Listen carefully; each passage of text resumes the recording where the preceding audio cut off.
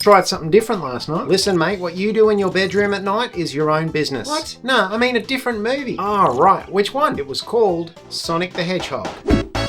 What's that about? Some sort of hedgehog? It's about a furry who's obsessed with tiny, tight rings. Are you sure you downloaded the right version? Does the carpet match the drapes? The carpet matches the drapes. And my butt. So this is based off the old games. Yeah, because Hollywood milked comic book movies to death, so now they're going to do it with video games as well. Didn't they fuck up the designs worse than China fucked up Tiananmen Square though? Yeah, they did, but then the fans took a big steaming shit on Paramount, so they buckled and totally changed it. Oh, good for them. That's rare for a movie studio. Right, Disney? But you know what's really messed up? What's that? The artist that designed the Sonic that looks like he has brain damage and that maybe his parents are second cousins, well, he got paid more than the guy who originally designed Sonic. Hang on, what? Well, apparently Sega only paid the guy like $1,000 to design the character, and they've made hundreds of millions of dollars since. Damn, I'd be pissed. What happened to the guy? Yeah, not sure. I think they killed him or something. Anyways, the movie starts with Sonic zipping through the streets of San Francisco faster than a crackhead running towards the safe injection rooms at open time. Nice. And this crazy dude in a ship is flying around after him, trying to shoot rockets up his tight blue ass. And then Sonic totally freezes time and he breaks the fourth wall and says, hey, you gotta go back to the start of the story if you want to understand this. You know, that whole bullshit? Oh, like Deadpool and Goodfellas. Yeah, and Fight Club, Forrest Gump, Saved by the Bell. You've seen it a million times. It's the kind of thing a screenwriter just kind of puts in their first draft and says, I'll change it later. But they never did. No, I guess they couldn't be fucked. Anyway, Sonic tells us that he's from a magical island on a faraway planet where he grew up being told that he had special powers. What kind of special powers? Mate, have you been drinking? It's Sonic the fucking Hedgehog. He runs really fast. I thought he ate mushrooms and then killed smaller sentient mushrooms by jumping on their heads. No, that's Mario, mate. He's the racially inappropriate stereotype of an Italian plumber. That's right. I always get those two confused. They're literally nothing alike, you bloody pelican. Anyways, this talking owl tells Sonic that he's got to keep his powers a secret, right? He lives on a magical island filled with talking animals, and for some reason people would care if he could run real fast. Well, that's what I thought, but then a bunch of echidnas turn up, right? And they try to kill the talking owl, who I think is like Sonic's mum or teacher or something like that. It's pretty unclear. Is that a character from the game? No, I looked into it. She's not from any game, and she's not even in one of the 40 million Sonic TV shows they've made.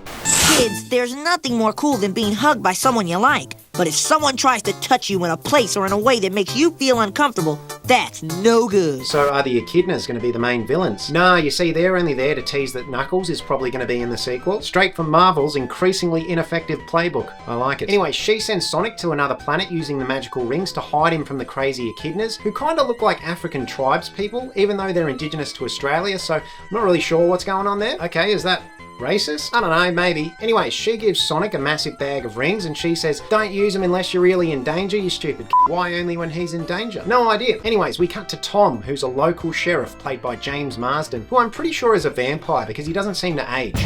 And he's using a speed camera to point it at a turtle that's crossing a road. And why is he doing that? It's supposed to be a funny scene for the audience, but it's literally something no one would do unless they were in a comedy movie. Fair enough. Anyways, it's all just this elaborate setup to show the fact that Sonic's going to run past and break his speed camera, and then Tom is going to get out of his car and he's going to find a big blue pubic hair, and he's going to get suspicious. Is he suspicious because it's a pube or that it's blue? Both, maybe? Anyways, Sonic saves that turtle from being hit by a car, and then he runs around with the song Don't Stop Me Now by Queen. Ah, right, because ever since Guardians of the Galaxy, movie studios drop in famous music to try and make a film look better than it actually is.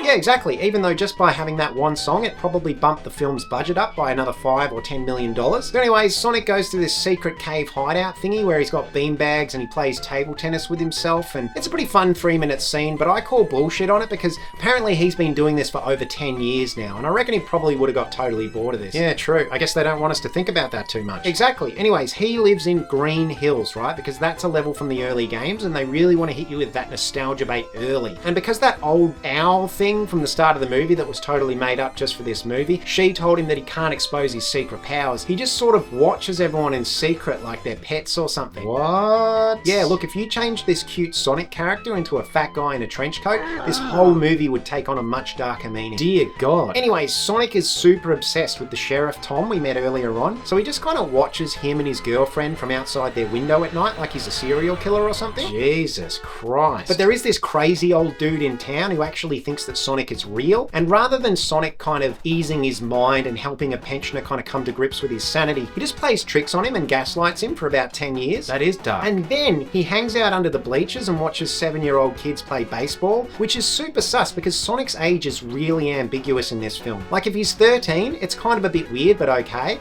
But if he's 40, he should probably go to jail or something, right? You're right. Yeah, it's really messed up. Anyways, naturally, he waits till dark and he starts playing baseball by himself. And then for some reason, he gets sick of being alone. So he just starts running around in circles really, really fast. Wait, so he's been alone for maybe 10 or 20 years and this is the first time he's questioning it. Yeah, pretty much. But get this right, he runs so fast in a circle that he causes a sonic boom, which causes a major power outage town-wide. Well, doesn't that mean that everyone in a hospital on life support would be totally dead? Yeah, it's super unclear at this point. So old mate Tom, the sheriff, he looks at that blue pube again, right? And this time, it's only bloody glowing, isn't it? Why does he keep playing with this big blue pube? No idea. Anyways, next we cut to the Pentagon, and they're kind of implying that this power outage could be the next 9/11, even though they kind of tiptoe around it, but we all know they're talking about 9/11. What a really odd choice for a family movie, right? Anyways, someone suggests that this really smart guy called Robotnik comes in to deal with it, but then everyone kind of changes their mind because they all agree that he's way too crazy. So they don't do it, right? Nah, they totally do it. What? Anyways, Robotnik meets up with the military, right? And he's this really fun character that Jim Carrey's made up that isn't at all similar to characters like Ace Ventura, The Mask, or Liar Liar. He's exactly like those characters, isn't he? Yeah, pretty much exactly the same. I mean, normally I'd criticize an actor for doing the same shtick over and over again, but this is Jim Carrey, right? He's the GOAT. Except this time he's dressed like a Nazi war criminal wearing emo makeup for some reason. Oh, that's fun. Anyways, he sends out these egg-shaped drones to try and find whatever caused the massive power surge. And there's this odd scene where everyone's kind of talking about eggs and they're really heavily hinting that in Japan, Dr. Robotnik is called Dr. Eggman, but they don't want to say it for some reason. I mean, it is a stupid name. Robotnik is much cooler. Yeah, totally. But don't blue ball us, right? Just bloody say it. Yeah, fair point. Anyways, Robotnik's flying egg sperm things, they find this footprint, right? So what? Yeah, well, that's what I thought. But apparently this footprint, it doesn't belong to any creature from Earth. But it looks like just a regular human footprint. Yeah, it's complete bullshit. I don't know how he figured that out. Anyways, now Sonic is on the run, right? So he has to leave his cave hideout and never come back. So the first place he thinks to go is old mate Sheriff Tom's house. I mean, that seems like a terrible idea. They'll just find him straight away. Oh yeah, they totally do, but not just yet. Tom finds Sonic in the shed, right? And Sonic's like, hey, listen mate, I wasn't having a wank off in your shed. I need your help, you bloody turkey. And then Tom, he freaks the fuck out, right? You know, because he's a talking blue hedgehog. So he shoots Sonic in the dick with a tranquilizer gun. That's fair, right? Yeah, definitely. Especially because earlier on in the movie, we did see Sonic rubbing his little hedgehog stick outside Tom's window. Jesus. Anyways, Sonic faints, and as he does, he drops that bag of rings, you know, the one that Hedwig gave to him at the start of the movie. But get this right, the rings open up a portal to San Francisco, and the ring bag falls through and lands on the top of a giant building. Why San Francisco? I think he reads it on Tom's shirt or some bullshit like that. It's magic, just shut up and let it happen. Okie dokie. So Robotnik's flying sperm egg things, they track Sonic all the way to Tom's house, right?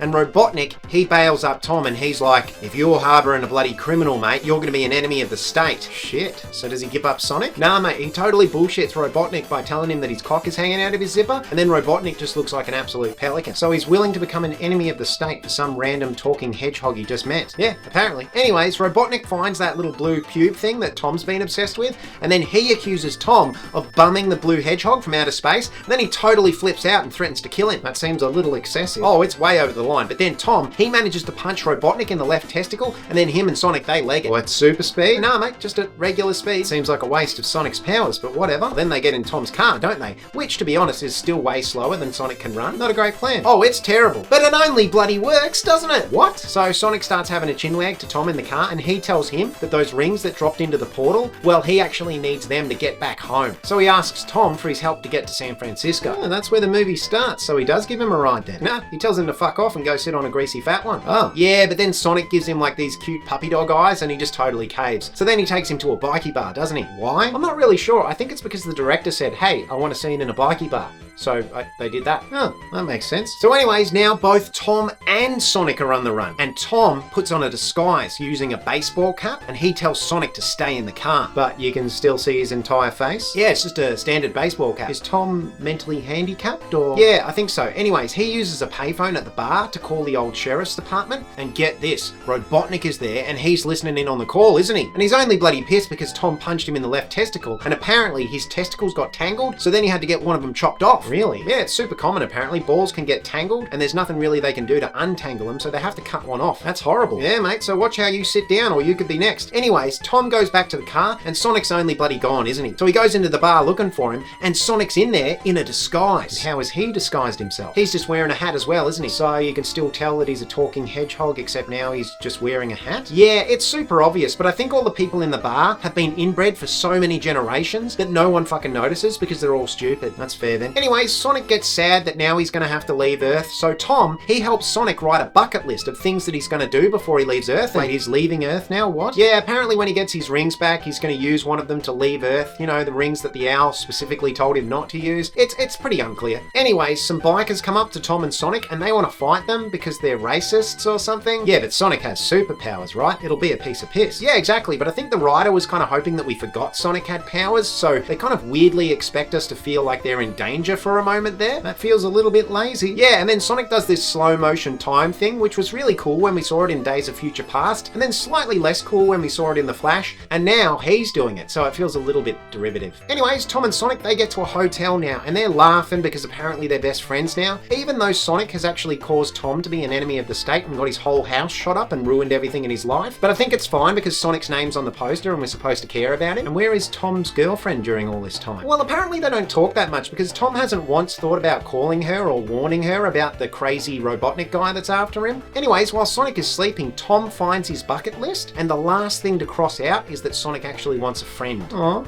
Poor Sonic. Yeah, it's really weird actually because I feel like Sonic making a friend is literally the only thing we've seen him do on that list, so I have no idea how he crossed out everything else. Almost feels like that's an idea from an old version of the script that never really fully got realised. Pretty much. Anyways, Tom and Sonic, they're now bonding on the road again, and Tom tells Sonic that he's actually planning on leaving Green Hills because everyone in Green Hill thinks that Tom has a really small penis, so he's planning to start a new life in San Francisco. Why doesn't he just get one of those penis pumps? Yeah, that's a pretty good point. Anyways, the producers thought that maybe we needed another action scene, so Robotnik somehow manages to track their car to its exact location. And how does he do that? It's kind of one of those cliche scenes where you see someone at a computer pressing way too many buttons and there's all these fancy motion graphics that are supposed to explain away any plot holes. Oh yeah, that's a super lazy trope that is. Isn't it though? Anyway, Sonic is now super pissed at Tom, right? Because the producers left another note and said that they needed more conflict at this part in the movie. So Robotnik's tank manages to shoot a big harpoon through the back of Tom's car, which feels a little derivative of scenes from Fast and the Furious. And then Sonic does that spinny ball thing from the game. Oh, I love the spinny ball thing. Anyways, there's this super epic highway chase and Sonic makes a bunch of references that the writer kind of hopes will land with Gen Z audiences, you know, like he does that floss dance from Fortnite and then he pretends to be a Twitch streamer for some reason. How does he know all these references if he lived alone in a cave for 10 years with no contact to the outside world? No idea. Anyways, just when they thought they've gotten away, Sonic finds a bomb that's been wedged up his asshole and it explodes and Sonic gets really badly injured. Oh damn, so he takes him right to the hospital, doesn't he? No, he only bloody takes him to his girlfriend, doesn't he? And she happens to be a vet. And she's only staying with her sister-in-law in San Fran bloody Cisco, isn't she? That is convenient. Anyways, we cut to Robotnik, who's experimenting on that glowing blue pube that he found at Tom's house. He somehow hacks Sonic's DNA or something, and then he says that his machines are going to be even more dangerous than they were before. Robotnik kind of feels like he's in his own movie at this point, doesn't he? Yeah, I mean, Jim Carrey's kind of always in his own movie. I think it's because he thinks he doesn't actually exist. There is no me. There's no you. No. We're not here. This is a dream. There's just things happening.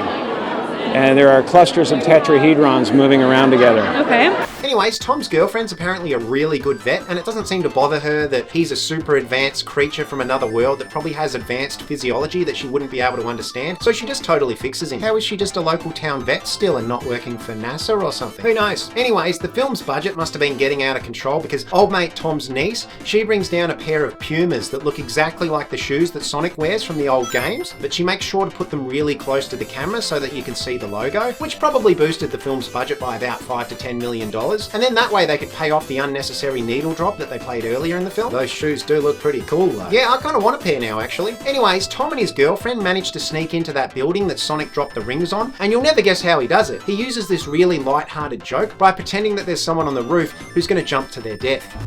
We got a jumper on the roof. Gotta get up there fast or we're gonna have a human pancake on our hands. Yeah, it feels like a pretty dark joke for a kid's film. Yeah, and the script gets really wonky because he flashes his badge to the girl at security, and then she totally knows that he's way out of his jurisdiction. You came all the way from Montana. And then she just totally lets him through. Well, maybe the screenwriter had to get an early night that night. Yeah, I reckon maybe they had narcolepsy or something because there is a lot of unanswered shit in this film. True. Anyways, it gets even worse when Tom and his girlfriend are waiting at the elevator and some woman hears a voice in the bag. So they try to explain it away by saying that they've trapped a child in the bag. It's a child, but it's not mine. It's not your child. But don't worry, they play it all as a joke, so there's totally no consequences to any of this. Convenient. Yeah, and what's even more convenient, when they get to the top of the building, Sonic's rings are still there, aren't they? It feels like the screenwriter's just using ChatGPT at this point. Yeah, I think maybe you're right, because then Tom and Sonic have this really awkward goodbye thing, and then Sonic turns around and he throws a ring to make a portal, but you're not going to believe this, it only hits one of bloody Dr. Eggman's sperm egg things. Shit, then what happens to the ring? No idea. There's not even a shot to show us where it lands or where it falls. I don't even think the director knows, to be honest with you. So Sonic loses one of the very rings that he's been searching for this entire movie, and everyone's just cool with it. Yeah, pretty much. But get this, Jim Carrey only shows up wearing the original red Robotnik costume from the bloody games, so I think they're hoping we'll just forget about all of that. Cool nostalgia. What were we talking about again? No idea. Anyways, Robotnik shoots out like 1,000,000 drones and missiles, and Sonic, he tries to save Tom and his girlfriend by pushing them off the building. He what? Yeah, it's really weird. There's no guardrails or anything, but shut up, just go with it. Anyways, Sonic's running down the building, but a bomb explodes and knocks him out, so he's not going to be able to catch Tom and his girlfriend. But get this, he wakes up just in time to catch Tom and his girlfriend, and he only uses one of those bloody ring things that the owl lady told him not to use. Does his girlfriend even have a name? I think she does, but she's so inconsequential to the whole film that no one who watches this is ever going to remember it. Fair enough. So then Sonic uses the ring to transport Tom and his girlfriend, who probably has a name, but I can't be fucked looking it up, all the way back to Green Hills. Yeah, that's smart. That way he can fight Robotnik without having to worry about their safety. Yeah, I mean, that would have been cool to kind of play that up for drama, but it kind of just comes off like ChatGPT didn't know how to include them in the scene, so it just puts them in a portal and hopes we'll forget about them. That seems pretty plausible at this point. Anyways, now Sonic is zipping through the streets of San Francisco getting chased by bloody Robotnik. Ah, so now we're caught up to the start of the movie, just like Deadpool. Yeah, and a million other films. Anyways, Sonic uses a bunch of rings to try and escape Robotnik by jumping to all these key locations around the world, and for some reason everyone always decides that there needs to be a shot of the pyramids in a film, so they go there, and then Sonic uses his last ring, and it only bloody takes him to exactly where Tom and his girlfriend are, doesn't it? ChatGPT is smoking crack or something. It's really losing the plot at this point. Right? Anyways, Sonic is about to get destroyed by Robotnik, and Tom picks up one of Sonic's rings, because apparently there's more of them now for some reason, and he sneaks up behind Robotnik using a portal. So how does he know how to use a magical ring from another planet? It's never explained, so just forget about that. Alright. Anyways, apparently Sonic's dead now or something, so a bunch of townspeople come out and they try to protect Tom and Sonic from Robotnik. I thought no one in town knew he existed. Yeah, they don't. So they try to make a joke and have that old man from the start come out and wave a chainsaw around really dangerously. Ah, that is funny. No, it's really not. Anyways, Tom's having a whinge to Robotnik because he thinks Sonic's dead, and then he has a cry and he's like, Sonic was my best friend. Ah, that was the last thing on Sonic's bucket list, the one that we didn't see him complete anything on. Exactly. And you're not going to believe this, Sonic only comes back to life, doesn't he? And he's more powerful than ever. How? I don't know, the power of friendship or something like that. Anyways, Sonic's pubes start to glow again, and he manages to suck all of the electricity out of Robotnik's shit. And since when could he do that? Since right now, apparently. Anyways, fuck off. So Robotnik, he manages to fire a bunch of missiles at Sonic, doesn't he? And you mean the same ship that Sonic just drained all the power from? Yep, that's the one. And then Tom, he uses another one of those bloody rings, and he manages to send Robotnik to another bloody planet, doesn't he? I feel like that was resolved way too quickly and easily. What do you think? Oh, you better believe it was. Anyways, Tom decides that he's going to stay in Green Hills now, because apparently that was his arc for the film or something. And then the government knocks at his door, and they're like, where's Sonic, you bastard? Have you seen him? Uh-oh. What does he say? He says he hasn't seen him, even though Sonic's sitting right by an open window, and if the government guy just slightly turned his head, he would have totally seen him. Yeah, but who wants to turn their head, am I right? So true. Anyways, Tom and his girlfriend, who has a name that I can't be fucked looking up, they open the attic, and they show Sonic that they've actually moved all of his stuff from his secret hideout and put it in the attic, and they're like, you can only stay with us now, can't you, you bloody pelican? Wait, so they somehow managed to track down Sonic's secret hideout that no one's found for 10 years, and move all of that heavy furniture up into the attic without Sonic noticing. Yeah, it's a real ChatGPT sequence of events, I'll give you that much. Anyways, the screen goes black, and we get the logo, Sonic the Hedgehog. Oh, that's the name of the movie. It sure is, but the movie isn't over yet, is it? It's not? No, because they still need to set up a sequel, don't they? And they show Robotnik on another planet, who apparently still has one of Sonic's glowing blue pubes, and he's talking to rocks now. or something. So he's going to use that glowing blue pube to get back to Earth somehow, isn't he? Yeah, I mean, probably. Who cares? Subscribe for more videos, you dog.